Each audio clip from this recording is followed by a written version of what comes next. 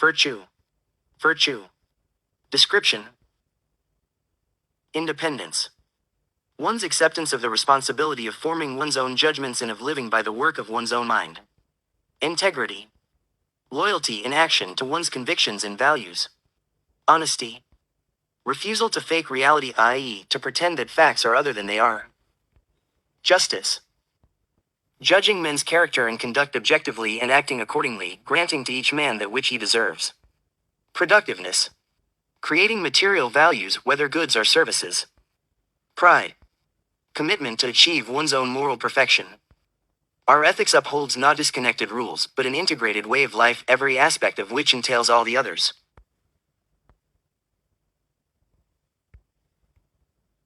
In a primacy of consciousness philosophy, virtue consists of allegiance to the ruling consciousness, such as God or society. In our philosophy, virtue consists of allegiance to existence. It consists of a man's recognizing facts and then acting accordingly. We define 6 major derivatives of the virtue of rationality. The 6 derivative virtues are: independence, integrity, honesty, justice, productiveness, and pride. After we have discussed them, we will consider a widespread vice which represents the destruction of all of them. The vice is the initiation of physical force against other men. Independence is a primary orientation to reality, not to other men. The virtue of independence is one's acceptance of the responsibility of forming one's own judgments and of living by the work of one's own mind.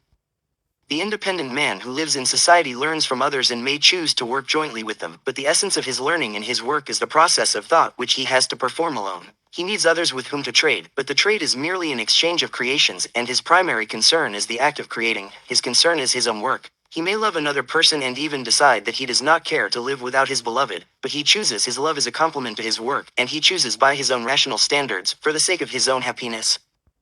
Virtue does not require that one's mental contents be original. What it requires is a certain method of dealing with one's mental contents, whoever initially conceived them. The moral issue is not who was first, but is one a man of reason or of faith? In a division of labor society, no one produces by himself all the goods and services that his life requires. What he does produce is an economic value he can offer to others in exchange for the things he wants. He produces the value equivalent of the goods and services he seeks. Integrity is loyalty to rational principles. Integrity is loyalty in action to one's convictions and values. To avoid any breach between action and thought, a man must learn the proper principles, then follow them methodically, despite any unwarranted pleas or demands from any source, inner or outer. Integrity isolates this aspect of the moral life. It is the virtue of acting as an absolute, non-rational principle. It is the principle of being principled. The challenge of a man's life is not to struggle against immoral passions, but to see the facts of reality clearly, in full focus. Once a man has done this in a given situation, there is no further difficulty in regard to him acting on what he sees. A compromise is an adjustment of conflicting claims by mutual concessions. In reason, the validity of such a procedure depends on the kind of concession a man is making. If a man makes concessions in regard to concretes within the framework of rational moral principles that both parties accept, then his action may be entirely proper, but not if he compromises moral principles themselves. To be evil only sometimes is to be evil. To be good is to be good all of the time, i.e., as a matter of consistent, unbreached principle. The above is the full reason why we condemn as vicious today's cult of compromise. Evil is delighted to compromise, for if such a deal is total victory, the only kind of victory it can ever achieve, the victory of plundering, subverting, and ultimately destroying the good. Honesty is the rejection of unreality. Honesty is the refusal to fake reality, i.e., to pretend that facts are other than they are. The virtue of honesty requires that one face the truth on every issue one deals with. The truth, the whole truth, and nothing but the truth. The man who traffics in unreality, seeking to make it his ally, thereby makes reality his enemy. The man who fakes reality believes that he or others can profit thereby. The honest man does not believe it. He does not seek to obtain any value by means of deception, whether of himself or of others. He recognizes that the unreal is unreal and can have no value, that neither love nor fame nor cash is of value if obtained by fraud. Since man lives in reality, he must conform to reality. such as the argument for honesty. Any other course is incompatible with the requirements of survival. In regard to consciousness, honesty consists in taking the process of cognition seriously. This requires that one reject any form of intellectual pretense, whether in relation to method, motive, or content. In method, intellectual honesty means developing an active mind, knowing what one does know, constantly expanding one's knowledge, and never evading or failing to correct a contradiction. In regard to motive, intellectual honesty means seeking knowledge because one needs it to act properly. Such a person intends to practice any idea he accepts as true. In regard to content, as a result, the intellectually honest man refuses to fake in his own mind any specific item and fact, field, or value. If one is guided by reason and motivated by the need of action, he does not lie to himself. Virtue, as Socrates held, is one. To cheat on any of its aspects is to cheat on all. Jesus' question: what shall it profit a man if he gain the whole world and lose his own soul? Is admirably exact. The man who loses his soul is, in virtue of such a condition, outside the concept of profit. Of course, Jesus' question is not valid if read to imply a dichotomy between the world and the soul. It is instructive only if taken in one meaning, that the integrity of man's consciousness, its principled harmony with existence, is the precondition of man's benefiting from any of the splendor the world holds out to him. We are often told that someone's noble ideal can be attained only by evil actions, which we are then urged to perform. The end justifies the means. We reject this license to immorality. The end does not justify the means. The truth is the exact opposite. An immoral means invalidates the end.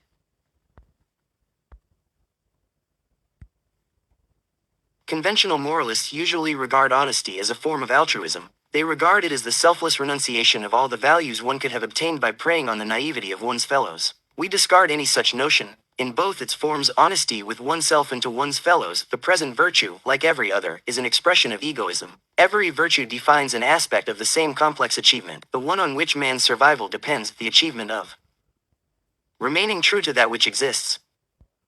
We can now deal summarily with the issue of white lies. The ethical status of a lie is not affected by the identity of its intended beneficiary. A lie that undertakes to protect other men from the facts represents the same anti-reality principle as the con man variety. It is just as immoral and just as impractical. Lying is absolutely wrong under certain conditions. It is wrong when a man does it in the attempt to obtain a value, but to take a different kind of case. Lying to protect one's values from criminals is not wrong. To be good is to obey moral principles faithfully, without a moment's exception, within the relevant context, which one must, therefore, know and keep in mind.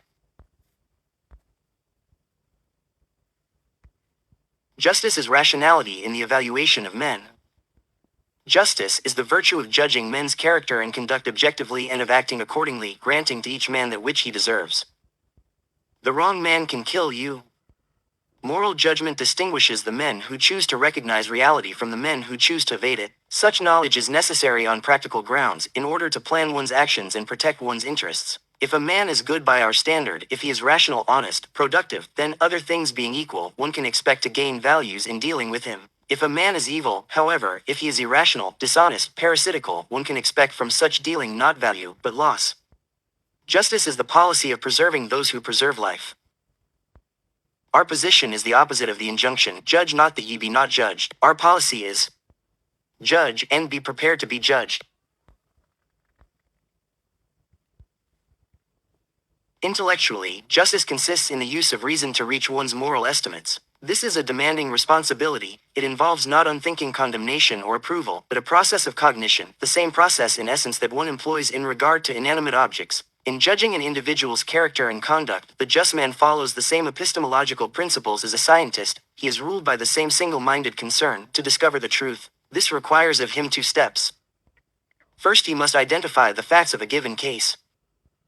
Then he must evaluate them by reference to objective moral principles. In general, in life as in law, a person is to be regarded as innocent of wrongdoing until proven guilty. What one needs to know in order to appraise a man morally is not, what did his mother say or do when he was 3? The proper question is, what does he say and do now? When the facts of a case have been determined, the next step of justice is to evaluate them by reference to objective moral principles.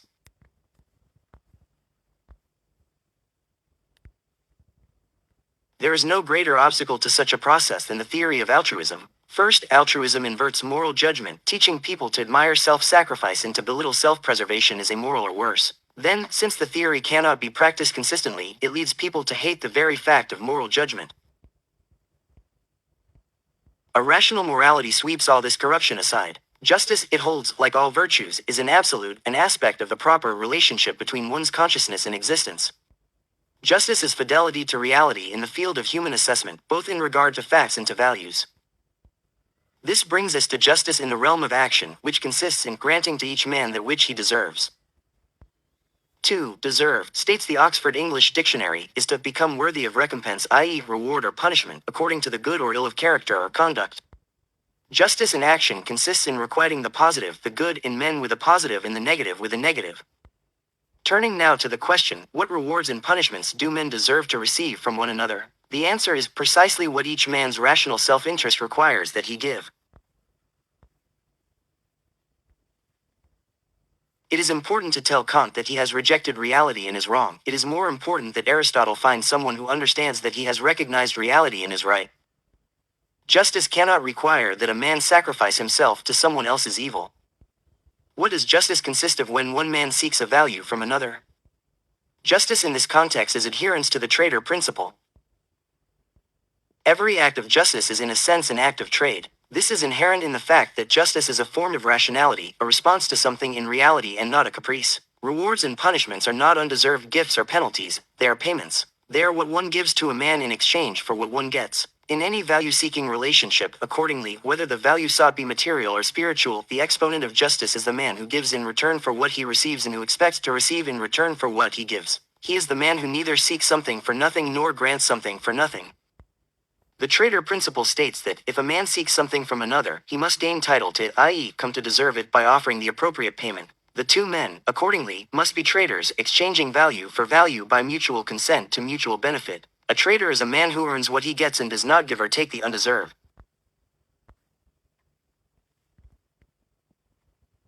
Leaving aside the claims of children on their parents, no person by the mere fact of his existence or needs has a claim on the assets of others.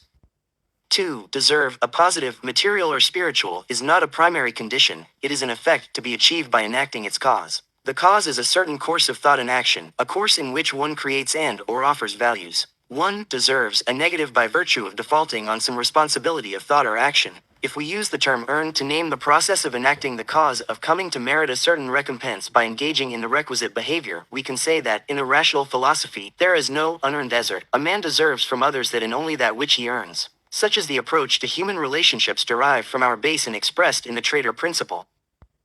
That the innocent should pay is the demand of those who reject the trader principle. Such people claim that values are the product of God or society, to which power they add the individual owes unconditional service. In this view, certain men, such as the needy, become deserving in a new and valid definition of the term. They deserve to receive values simply because they lack and wish for them as a recompense for no action, as a payment for no achievement in exchange for nothing. In this approach, the deserved is turned into a caprice. The concept is thus vitiated and the virtue of justice swept aside. It is replaced by what is called social justice, which policy consists in expropriating the creators in order to reward the non-creators.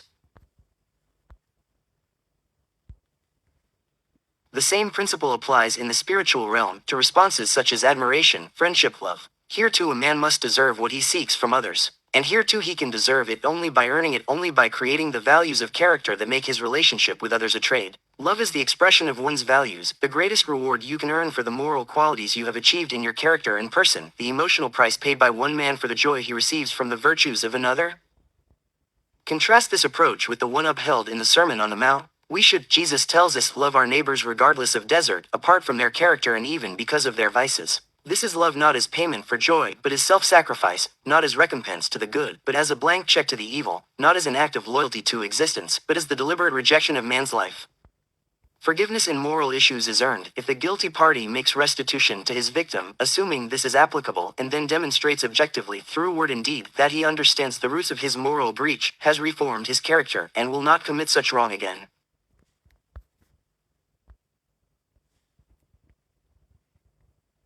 Forgiveness, which is legitimate when earned, must be distinguished from mercy. If justice is the policy of identifying a man's deserts and acting accordingly, mercy is the policy of identifying them, then not acting accordingly. Lessening the appropriate punishment in a negative case or failing to impose any punishment. Mercy substitutes for justice a dose of the undeserved and does so in the name of pity. The pity is not for the innocent among men or the good, but for the perpetrators of evil. The innocent man or the truly reformed wrongdoer asks for justice, not mercy. He wants what is coming to him. We often hear that requiting evil with good works to melt the heart of the wicked. There is no evidence to support this claim. Like all religions, Christianity is incompatible ultimately with every virtue. It seems to take special pride, however, in its principled exhortation to injustice, particularly in the spiritual realm. If men are to have any chance for a future, it is this aspect of the Christian ethics above all others, this demand, at once brazen and mawkish, for unearned love, unearned approval, unearned forgiveness, that a West must reject in favor of a solemn commitment to its moral antithesis, the traitor principle.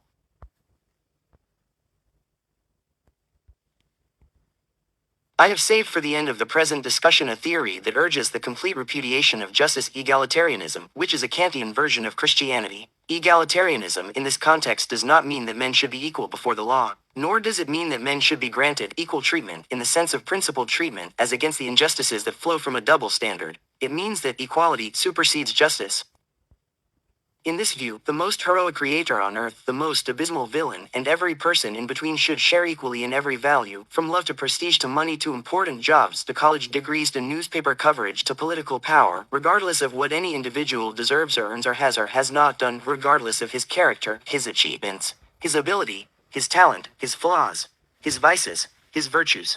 For centuries altruists had implied as much, but even the communists were too civilized to admit it. Their final heirs, headquartered at Harvard, have no such reservations.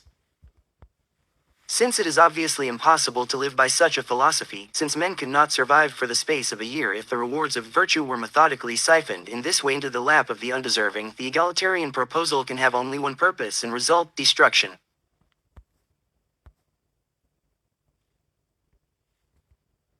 Productiveness is the adjustment of nature to man. Productiveness is the process of creating material values, whether goods or services. Such creation is a necessity of human survival in any age, whether the values take the form of bearskins, clubs, a pot full of meat, and paintings on the walls of caves, or of skyscrapers, ballet, brain surgery, and a gourmet meal aboard a computerized spaceship, or of the unimaginable luxuries and splendors yet to come. The other species survive in essence by adjusting themselves to their background, assuming they have the good fortune to find in nature the things they need. Man survives by adjusting his background to himself. Since he reshapes the given, he does not have to count on good fortune or even on the absence of disaster. If a drought strikes them, animals perish, man builds irrigation canals. If a flood strikes them, animals perish, man builds dams. Just as there cannot be too much rationality, so there cannot be too much of any of its derivatives, including productiveness. Just as there is no limit to man's need of knowledge and therefore of thought, so there is no limit to man's need of wealth and therefore of creative work. Intellectually, every discovery contributes to human life by enhancing men's grasp of reality.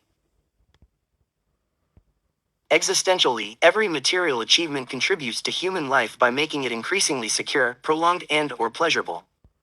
There can be no such thing as a man who transcends the need of progress, whether intellectual or material. There is no human life that is safe enough, long enough, knowledgeable enough, affluent enough, or enjoyable enough, not if man's life is the standard of value. Productive work is the process by which man's consciousness controls his existence, a constant process of acquiring knowledge and shaping matter to fit one's purpose, of translating an idea into physical form, of remaking the earth in the image of one's values. As this statement makes clear, productiveness, like every virtue, involves two integrated components: consciousness and existence, or thought and action, or knowledge and its material implementation. The mind-body integration required by productiveness is not complete until the knowledge is turned into some form of material wealth. In this step too, specialization is typically involved. The most important performers of this crucial feat are the inventors, the engineers, the industrialists. There is no dichotomy between pure science and gadgets. Science is related to technology, as theory is to practice, as metaphysics and epistemology are to ethics and politics, as philosophy is to life, or as mind is to body. In all these cases, the first apart from the second is purposeless, the second apart from the first is impossible.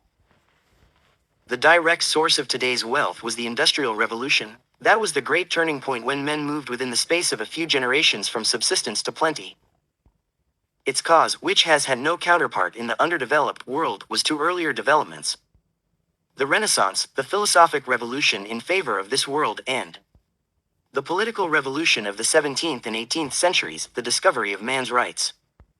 The cause was reason and freedom, which made possible knowledge and action, i.e., modern science and the modern entrepreneur. The effect was the sudden outpouring of abundance, which most people nowadays take for granted and, thanks to bad philosophy, ascribe to biological drives, natural resources, or physical labor. All of these, however, had existed from time immemorial. Only one drive was new, and only that power, therefore, qualifies as the fundamental creator of wealth, liberated human thought.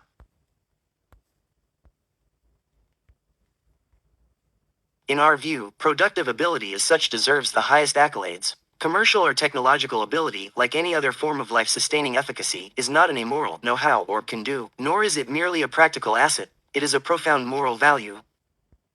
Productive ability is a value by the standard of man's life, and because, like all values, a course of virtue is required in order to gain and keep it. An individual is not born with the knowledge, the skills, or the imaginative ideas that give rise to greatness or even competence in any creative field. He must acquire, then use all these assets by a volitional process. At each step, this process requires effort, purpose, and the commitment to reality. It requires all the attributes inherent in the development and use of the rational faculty, including conscientious focus, independent judgment, the concern with long-range goals, and the courage to remain true in action to one's knowledge. The ability to create material values is not a primary. It must itself be created. Its source is man's noblest qualities. Some jobs offer a greater intellectual challenge than others and allow for greater achievement, but every job above plain physical labor requires for its effective performance a significant element of personal worth within the worker. No rational field may be pitted against any other as spiritual versus material. All proper fields require thought and action. All exemplify the integration of mind and body. A productive man is a moral man. In the more intellectually demanding and innovative fields, he is the epitome of morality. He deserves to be admired accordingly. Productiveness is not only a necessary element of the good life, it is the good life's central purpose. Life is a process of goal-directed action. Reason requires a state of focus, i.e., of purposeful alertness. Volition, once one is in focus, can be exercised only within the context of values. One can choose among higher-level alternatives only by reference to some end one seeks to attain. To regard purpose as a moral value is to acknowledge this essential need of man's life, to embrace its fulfillment as good, and then to fulfill it deliberately. One does this by adopting purpose as a principle of one's actions. The principle of purpose means conscious goal-directedness in every aspect of one's existence where choice applies.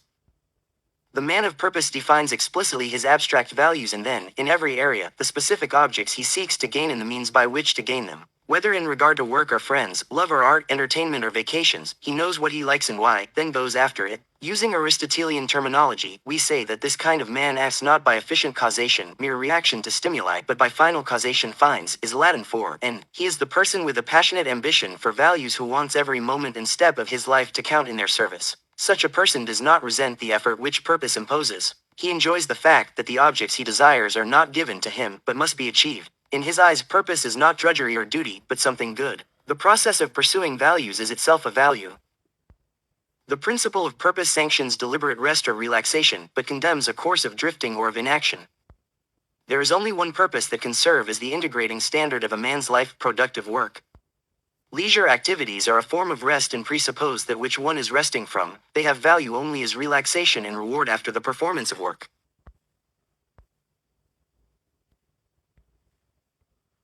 Pride is moral ambitiousness. Pride is the commitment to achieve one's own moral perfection.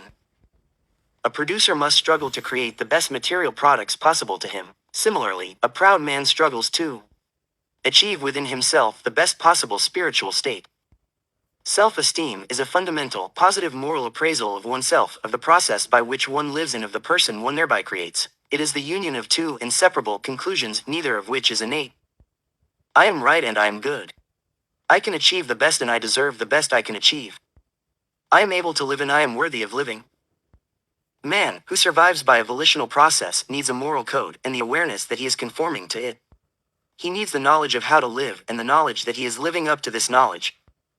A negative verdict, whether it takes the form of self-doubt or self-hatred, is a punishment for having lived one's days out of focus, and it turns one into a spiritual cripple who spends his time primarily not on pursuing goals but on trying to cope with fear and guilt.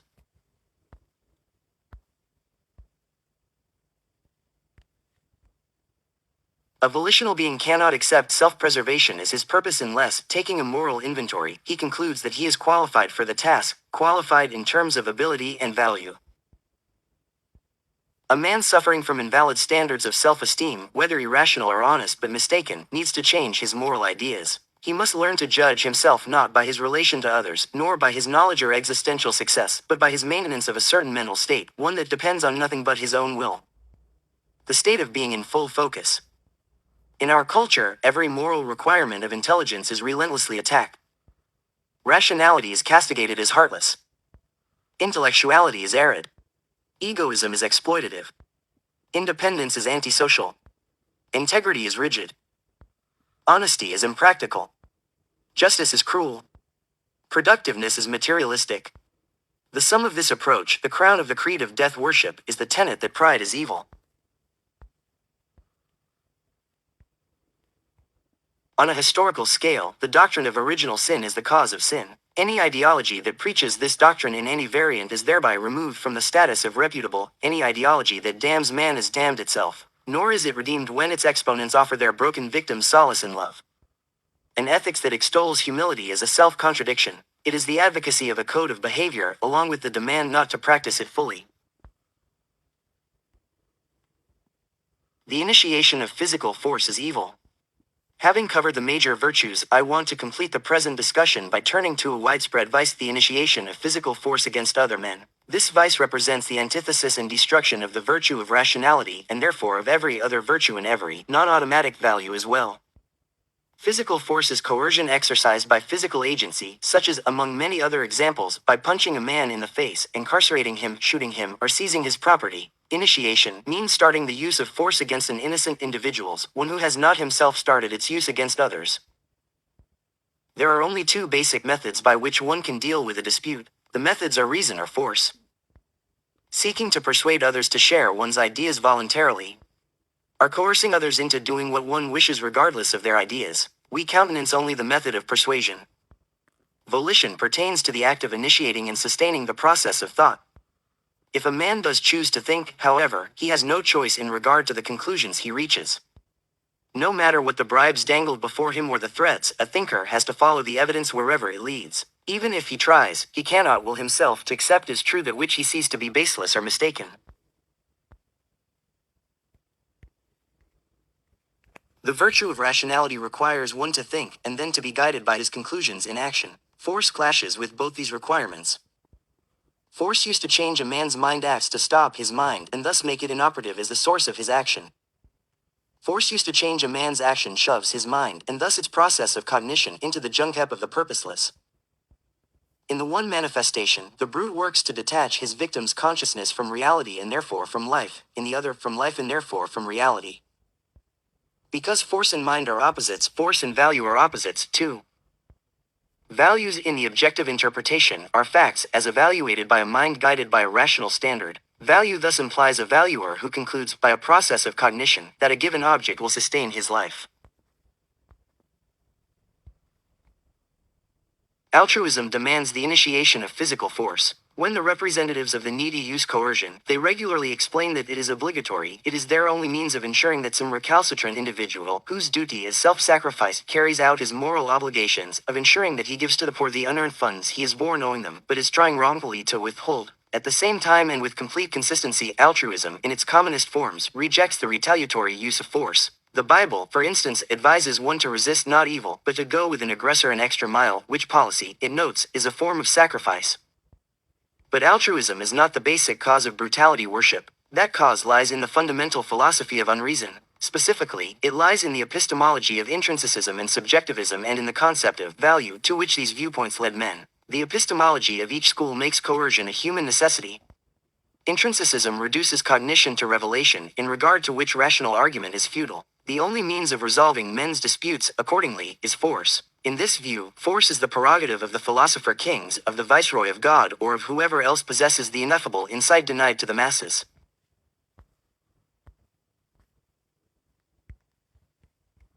Subjectivism draws a similar conclusion from the premise that knowledge is impossible. In this view, there are no external facts or reality-based rules of logic to which disputants can appeal. There is only the dead end of might makes right. By denying the objectivity of cognition, both these philosophies rule out in principle the path of persuasion as against coercion. The concept of value inherent in these two viewpoints gives a moral sanction to the rejection of persuasion. By the nature of the good, both schools believe coercion of the innocent can be beneficent. It can be a form of moral idealism, an act of nobility, a virtue leading to the achievement of a value. If value, as intrinsicism holds, is independent of human purpose or evaluation, then it is independent of human knowledge. If so, one can force the good on a man and benefit him thereby. To put the point another way, if virtue is obedience to commandments, then it is proper to compel such obedience. The thought processes of the victims are irrelevant. There's not to reason why, there's but to do and die. Subjectivism leads to the same conclusion by a different route. If value is a product of arbitrary human evaluation, then again value is independent of knowledge. In this version, there is no knowledge, whether of fact or value, so anyone is justified in ramming down the throat of others any object he feels is good. The object then is good, courtesy not of God's desire, but of the forcers.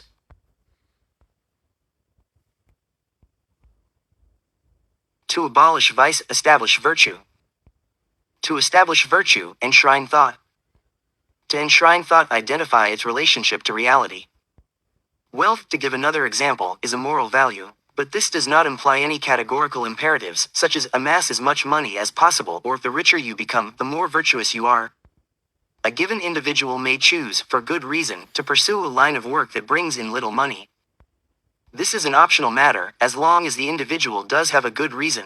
The reason might be the fact that, given his interests, it offers him the fullest scope for the creative use of his mind. He may not, however, properly forego a lucrative career because he is lazy, or fears to provoke the jealousy of his friends, or wants to show off his non-affluence to Francis of Assisi or John Kenneth of Cambridge.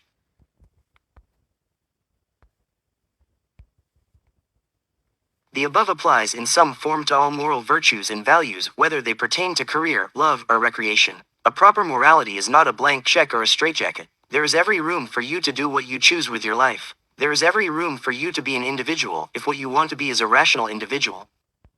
Happiness. Recording screen.